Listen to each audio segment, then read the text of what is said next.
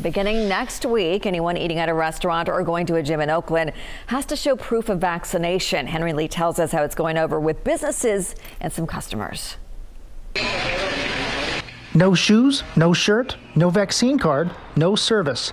Beginning Tuesday, if you want to eat inside a restaurant, bar, or cafe in Oakland, you should be prepared. You will need to present verification of your vaccination status before you are seated inside. This applies to guests 12 and up. Adults must also show ID. There are similar mandates for indoor businesses in San Francisco and Berkeley. Lev Delaney is executive chef and co-owner of Chop Bar in Oakland's Jack London Square. We got to do our part. We're on board with it. Personally, I like having a mandate so that we don't have to argue with people about it. He won't have to argue with Diego Gomez, a Chop Bar customer.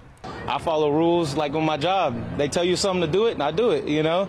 It's just I try to help out the community any way I could. It's all done very reasonably and logically. Common sense logic is really what's going to rule the way this is implemented. Oakland City Council member Dan Kalb introduced the emergency ordinance, which also applies to entertainment venues, theaters, gyms, and large indoor events. And the first time a restaurant owner or a business or a gym fails to comply, they'll get a warning letter. And then after that, they'll be subject to fines. Oakland restaurants and gyms began posting notices a couple of weeks ago, alerting customers about the requirement. I think you have to take it in stride. There's been a lot of changes. Some are not terrible, like all this outdoor seating that we have started because of the pandemic.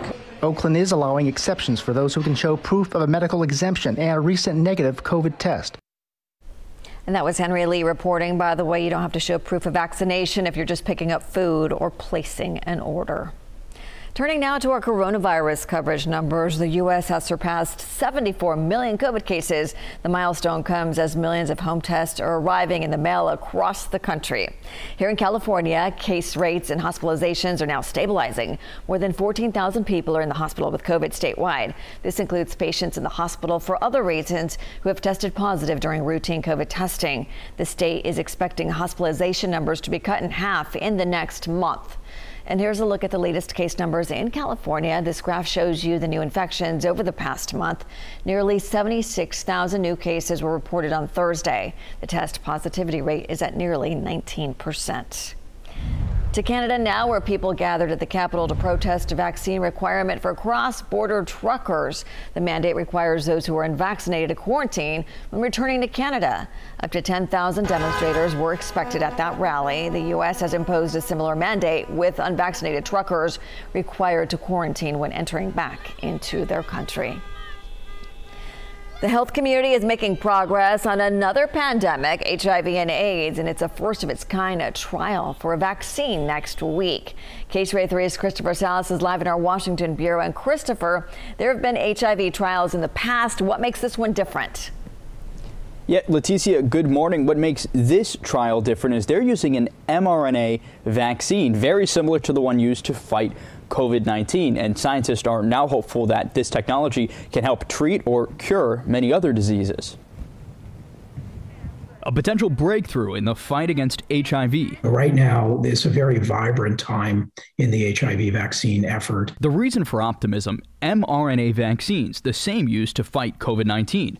Mark Feinberg is the CEO of IAVI, partnering with Moderna in clinical trials to see if the technology can neutralize the virus. We have encouraging data from preclinical models in animal studies that suggest that the RNA vaccine approach will perform quite well. Promising trials are underway using mRNA to treat other chronic infectious diseases, even cancer. mRNA technology, I mean, sit back and think about it.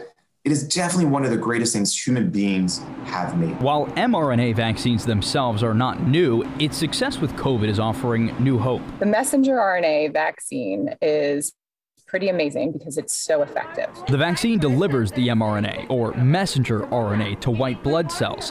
Health experts describe it as instructions for your immune system. The way this works is it doesn't give a protein, or it doesn't give an inactivated virus or a live virus. It gives a recipe for your body to build the protein itself. The concept of it is, can we create not a strong immune system, but a smart one? And another benefit of mRNA vaccines, according to Feinberg, he says, is that it speeds the process up for everything. And that includes from idea to clinical trials. He says in many cases it can go 10 times faster. And he also said when it comes to this HIV vaccine, we should know if we're on the right track within a year. In Washington, I'm Christopher Salas, KCRA 3 News. Great to see this new technology put to work. Thanks, Christopher.